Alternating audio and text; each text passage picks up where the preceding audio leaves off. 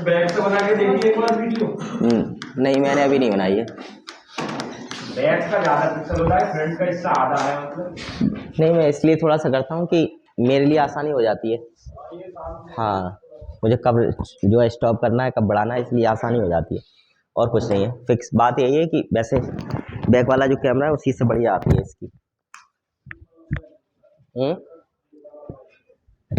इसी की किस्तें पूरी ना हुई हैं अभी। चलो ये फ़ोन लिया ही सिर्फ इसीलिए था कि रिकॉर्डिंग के लिए, वरना इतना महंगा फ़ोन लेने की कोई ज़रूरत ही नहीं है इस ज़िंदगी में। अरे थोड़े से गाइए, तुम्हारे लिए तो कुछ नहीं है। चलो तुम्हारे लिए का मतलब यह है कि तुम कमाते नहीं हो, तुम पता नहीं है खर्चा कैसे होता है, इसलिए कुछ नहीं है। अच्छा अच्छा चलो तो अब यूपीपी की ठान लो आज से कि जैसे यूपीपी में सिलेक्शन होगा वैसे ही एप्पल का फ़ोन लेंगे। अच्छा चलो 100 रुपये कहाँ से आ रहे हैं?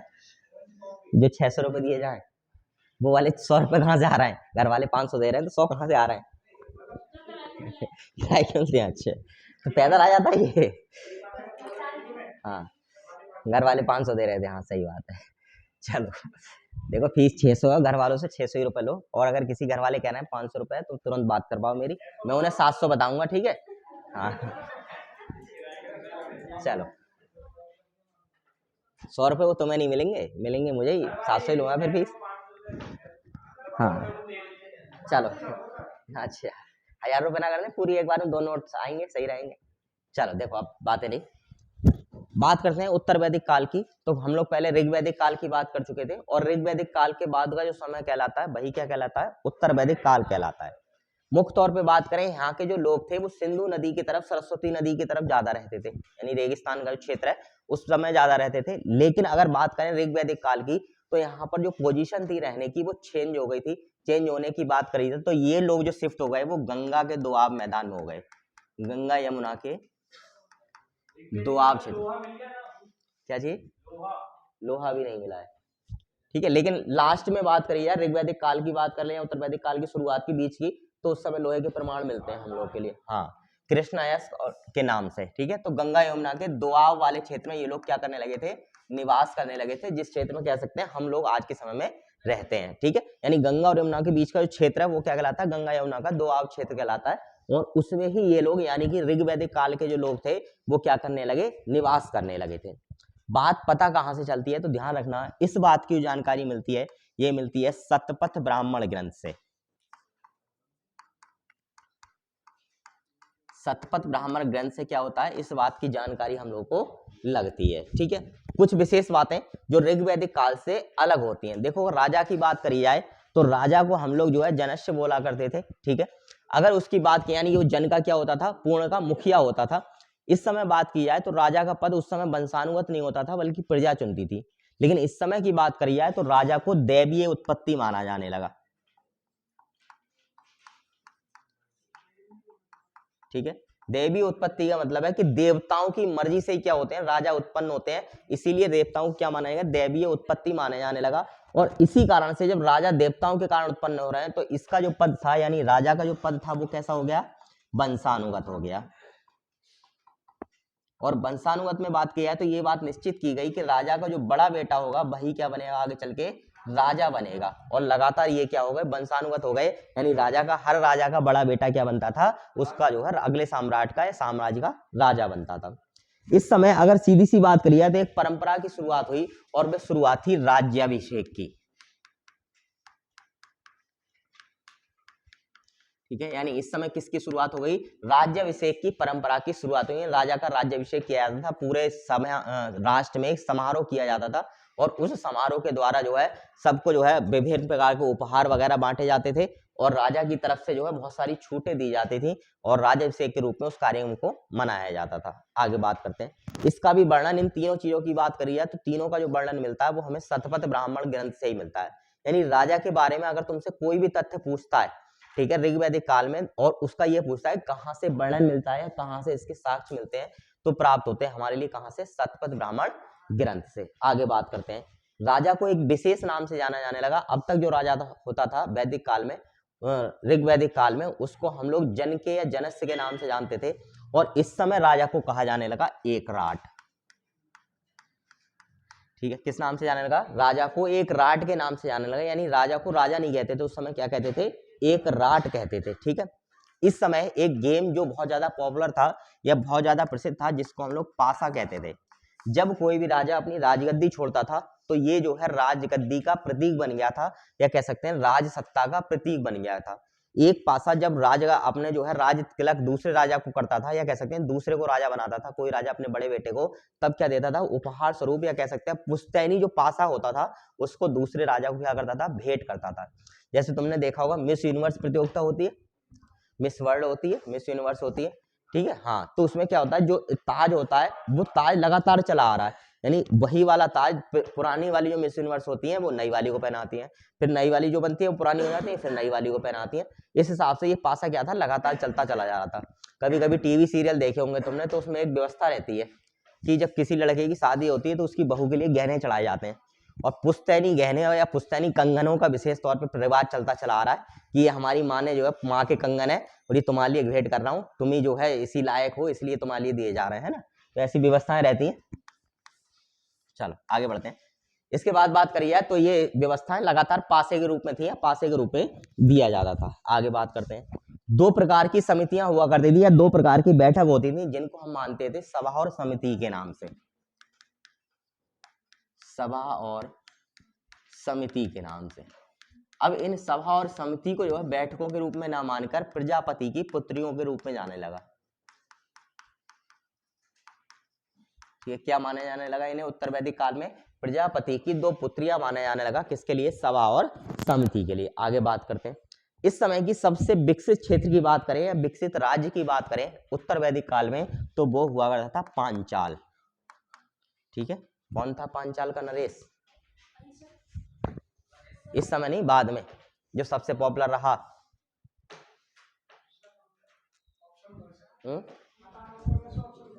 ऑप्शन दो। देखो, पांचाल की बात करी जाए तो ये हुआ करते राजा द्रुपद। पांचाली की थे नहीं थे? पांचाली कौन थी? हाँ, तो राजा द्रुपद की जो बेटी थी उनका नाम क्या था? द्रौपदी। उन्हीं के नाम पर उनको कहा जाता था पांचाली। क्या कहा जाता था? पांचाली कहा जाता था। तो पांचाल के राजा बाद में द्रुपद हुए थे। ठीक है, आगे बात करें। इसके बाद सबसे पहले अगर जन्म के आधार पर वर्ण व्यवस्था की बात करें तो वो उत्तर वैदिक काल में ही मिलती है। किसके आधार पर? जन्म के आधार पर। पिछली बार हमने कहा कि ये वर्ण के आधार पर होती थी। वर्ण मतलब रंग के आधार पर होती थी। जाति जो वर्ण व्यवस्था थी वो रंग के आधार पर होती थी। आर्य और अनार्य कहा गया है। ठीक है, यानी कि जो गोरे होते थे, बढ़िया होते थे, उनको जो आर्य में रखा जाता था, बाकी को अनार्य में रखा जाता था।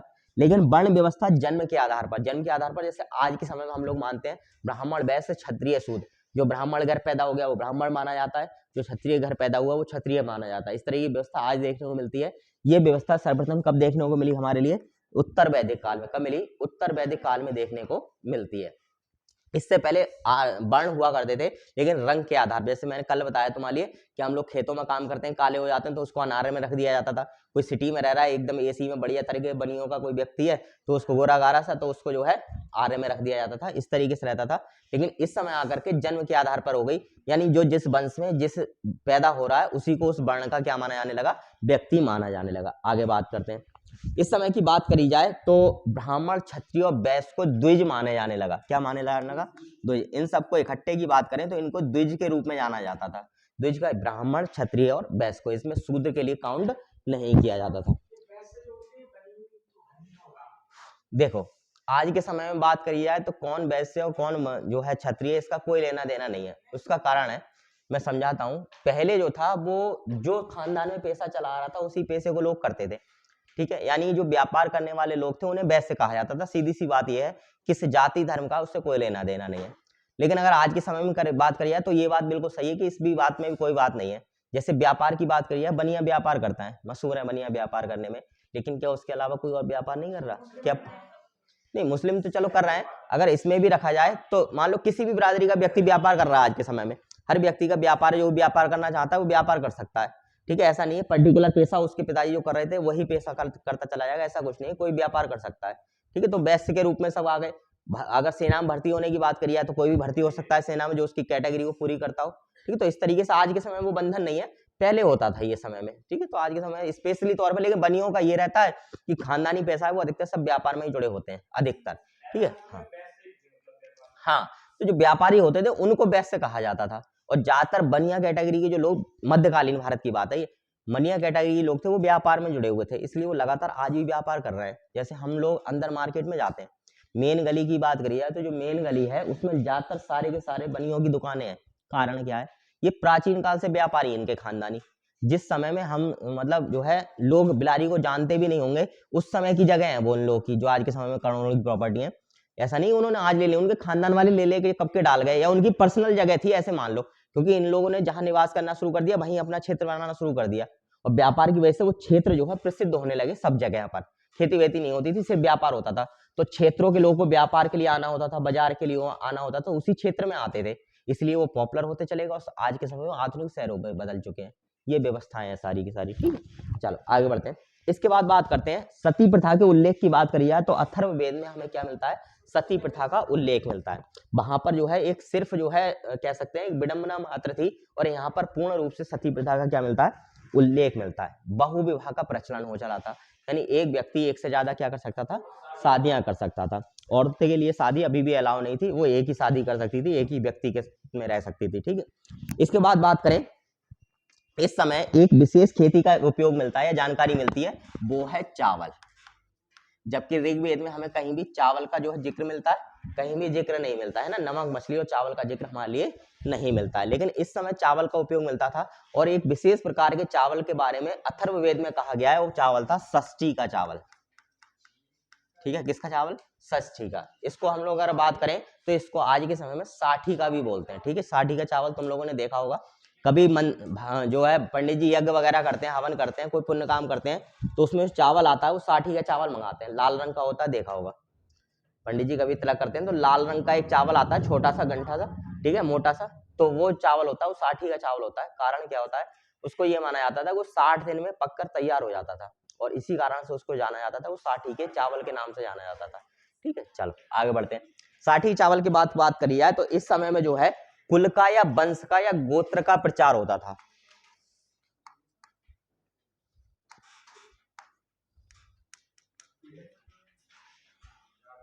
ठीक है, हाँ, देख रहे हो कितनी पावर है इसमें। हाँ, तो इस समय कुल का, वंश का या गोत्र की जानकारी सर्वप्रथम हमारे लिए उत्तर वैदिक काल से मिलती है। जैसे आज के समय में बात करिए, सबके गोत्र होते हैं, कुल होते हैं, एक गोत्र की शादी दूसरे गोत्र में नहीं होती है, एक कुल की शादी दूसरे कुल में नहीं होती है। इसी तरीके से जो है ये कुल और गोत्रों की बात करिए तो सर्वप्रथम किस समय मिलती है हमारे लिए, उत्तर वैदिक काल से ही हमारे लिए मिलनी प्रारंभ होती है गोत्रों की जानकारी। गोत्र क्या होता है, अच्छा देखो, गोत्रों की बात करी जाए तो जो भी धर्म बिरादरी है उनके सबसे पहले शुरुआत की बात करी जाए तो अलग अलग संतानें हुई, और उन संतानों के अलग अलग आगे जो है कह सकते हैं कि संतानें हुई, और उन्हीं के आधार पर अलग अलग गोत्र बांट दिए गए, ठीक है। इसमें बात करी जाए तो इसमें यह माना जाता है कि पहले प्राचीन समय में कुछ जो है विशेष जो ब्राह्मण थे, उन ब्राह्मणों के अलग अलग जो है मानने वाले थे या लोग जो है पूजा करते थे, और उन्हीं के आधार पर गोत्रों का नाम रखा गया है, ठीक है। इस तरीके से बात रहती है, सब अलग अलग जगह मान्यताएं हैं, और ग्रंथ में अलग अलग तरीके से लिखा होता है। लेकिन बस ऐसे मान लो कि एक व्यक्ति की 10 संतानें थी, तो उसकी 10 संतानों की जो आगे आने वाली पीढ़ियां हुई वो अलग अलग 10 गोत्रों में बट गई, ऐसे मान सकते हैं हम लोग, ठीक। हाँ, इसीलिए एक ही गोत्र वाले व्यक्ति की शादी नहीं होती है, क्योंकि उनके जो पूर्वज माने जाते हैं या जो उत्पत्ति मानी जाती है वो एक ही व्यक्ति से मानी जाती है, और वो सगे संबंधी माने जाते हैं, इसलिए ऐसा नहीं होता है, ठीक है। बाकी बहुत सारी विडंबनाएं रहती हैं, ठीक है। आज के समय में देखो दोनों बातें हैं, बहुत सी जगह माने जा रहे हैं, बहुत सी जगह नहीं माने जा रहे हैं। मानने की बात करी जाए तो ये माना जाता है कि एक गोत्र में शादी नहीं करनी चाहिए, पता चलता है गाँव में पड़ोस में शादी कर ली, अरे हंस क्या रहे हो, सही बात है ये, ठीक है। हाँ, तो नहीं गोत्र नहीं, उसे सगे संबंधी माना जाता है, इसलिए नहीं करा जाता है ना, ठीक है। हाँ, अब तुम मान लो कि लव मैरिज कर लाए, घर में ले आए अपने ही गोत्र की लड़की को, तो घर वाले क्या करें भैया, वो तो हो ही गई ना, सीधी सी बात है। चलो बस आगे बढ़ो। इसके बाद बात करी जाए भूमि दान का सर्वप्रथम उल्लेख जो मिलता है वो भी हमें अथर्ववेद में देखने को मिलता है। भूमि दान का मतलब यह है कि ब्राह्मणों के लिए, पूजनीय लोगों के लिए जो भूमि दान की जाती थी उसका सर्वप्रथम उल्लेख कहाँ मिलता है, अथर्ववेद में। कहां पर मिलता है, अथर्ववेद, ठीक है। अथर्ववेद में हमें सर्वप्रथम भूमि दान का उल्लेख देखने को मिलता है। इसके बाद बात करें, सबसे प्रमुख देवता जो इंद्र हुआ करते थे, अब इंद्र का स्थान परिवर्तित हो गया था, और इंद्र की अगर स्थान की बात करें तो इसका स्थान यानी इंद्र की जगह थी वो किसने ले ली थी, प्रजापति ने ले ली थी। ठीक है, किसने ले ली थी? प्रजापति ने जो है इस समय इंद्र की जगह ले ली थी। और सबसे महत्वपूर्ण देवता कौन बन गए थे अब इंद्र की जगह? प्रजापति बन गए थे। ऐसे ही अगर हम बात करें तो एक देवता का और स्थान परिवर्तित हुआ, जिसको हम अग्नि के रूप में जानते थे। अग्नि का स्थान रुद्र ने ले लिया। किसने ले लिया? रुद्र ने लिया था। यानी इनकी जगह पर कौन इंपॉर्टेंट हो गए थे? अग्नि की जगह पर रुद्र इंपॉर्टेंट हो गए थे। ऐसी शिव की बात करी जाए तो शिव का एक नाम मिलता है श्वेतांबर। ठीक है, श्वेतांबर कहते हैं। तो शिव का जो श्वेतांबर नाम मिलता है, ये श्वेतांबर उपनिषद से ही मिलता है, जो शिव मिलता है नाम। ठीक है, इसके बाद बात करी जाए, इस समय पूषण जो बलि के देवता होते थे, पूषण को जो है शूद्र का देवता माना जाने लगा। किसका देवता माना जाने लगा? शूद्र का देवता जो है पूषण को माना जाने लगा था। ये प्रमुख बातें थी। हाँ बोलो। नहीं, वो तो अलग है बिल्कुल। मतलब ये श्वेतांबर जो माना जाता है, तो शंकर जी का भी एक रूप माना जाता है। शिव को श्वेतांबर भी कहा जाता है। ठीक है, ये है उनका एक पर्यायवाची है, कह सकते हैं उनका एक जो है नाम है इस तरीके से। ऐसे ही अगर हम बात करें हमारे जीवन में, अरे बात है नहीं, हमारे जीवन में जो भी हिंदू धर्म पैदा होता है उसके लिए विशेष संस्कार बताए गए हैं। और मुख्यतः 16 संस्कार होते हैं। हर किसी के जीवन के लिए 16 संस्कार होते हैं। चाहे हम उनको मानते हो, करते हो या ना करते हो, वो अलग बात है। लेकिन वेदों के अनुसार कितने संस्कार बताए गए हैं? 16 संस्कार बताए गए हैं। और 16 संस्कारों में अगर बात करें तो सर्वप्रथम 16 संस्कारों का जो वर्णन मिलता है वो हमें उत्तर वैदिक काल से ही प्राप्त होता है। कहाँ से प्राप्त होता है? उत्तर वैदिक काल से प्राप्त होता है। ये प्रमुख विशेषताएं थी जो किसके बारे में थी? उत्तर वैदिक काल में थी। बाकी ये जो अभी बताई, ठीक है। और इसके अलावा जितनी भी बातें हैं वो सारी की सारी ऋग्वैदिक काल जैसी थी और कोई खास परिवर्तन उनमें नहीं आया था। एक परिवर्तन आया था कि पिछले जमाने में यानी उत्तर ऋग्वैदिक काल में जो मनुष्य था वो ज्यादातर पशुपालन पर डिपेंड था या पशुओं को पालता था। लेकिन जैसे ऋग्वैदिक काल आया, उत्तर वैदिक काल आया, उसमें मनुष्य जो है वो कृषि पे डिपेंड होने लगा। कारण था लोहे की खोज या लोहे से परिचय।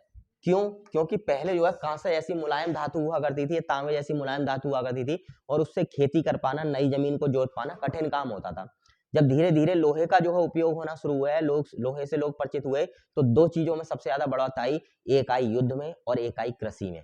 युद्ध की बढ़त की बात की जाए तो कहीं ना कहीं कृषि संबंधित है उससे। क्यों? लोग जो है जमीन पे कब्जा करना चाहते थे, ज्यादा से ज्यादा जमीन पे। ठीक है, और इसीलिए युद्ध होते थे उस समय में। जैसे आज की बात करी जाए वर्तमान समय में, तो युद्ध होते हैं नहीं होते? युद्ध होते हैं आज के समय, युद्ध होते हैं। बस उनका निर्णय हम लोग खुद नहीं ले पाते हैं ना, क्योंकि हमारे ऊपर कानून लागू होता है। वरना सही बात यह है कि एक दूसरे की मेड़ों के पीछे काटने मारने को तैयार हो जाते हैं। हालात ये होते हैं ना कि पता चला किसी ने किसी की मेड़ काट ली, किसी ने किसी की मेड़ काट ली। और ये देखो मन की भावना है, कोई अगर 2 बिलान जमीन कर भी लेता है तो उसमें क्या बचत कर लेगा? ठीक है, लेकिन सोच इतनी खराब है लोग की कुछ कहने की, मनोबल बढ़ जाता है। हाँ, ये कह सकते हैं। बस फिर वो आगे भी जो है ऐसी कमियां करते रहता है, इसलिए सबक सिखाना उसको जरूरी हो जाता है। चलो ठीक है। हाँ चलो, सबक के चक्कर में तुमने एक व्यवस्था देखी होगी, आज से 1-1.5 साल पहले एक वीडियो बड़ा वायरल हुई थी। 2 व्यक्ति जो है बंदूक लिए घूम रहे थे, है ना, उनकी मेड़ वेड़ का चिल्ला रहा था, तो गुस्से में आ गए, हाँ प्रधान जी थे, तो गोली मार दी थी उसके लिए, है ना। तो ऐसे भी किस्से हो जाते हैं, जिंदगी निपट गई, उसके लिए कानून व्यवस्था है इसलिए। चलो अरे शांत हो जाओ, ठीक है। तो ये व्यवस्थाएं थी उत्तर वैदिक काल की प्रमुख, ठीक है। अरे जरा सा टाइम नहीं मिलता, बातें करना शुरू कर देते हो। चलो हेडिंग लिखो अब, उत्तर वैदिक काल। लिख लिया? उत्तर वैदिक काल।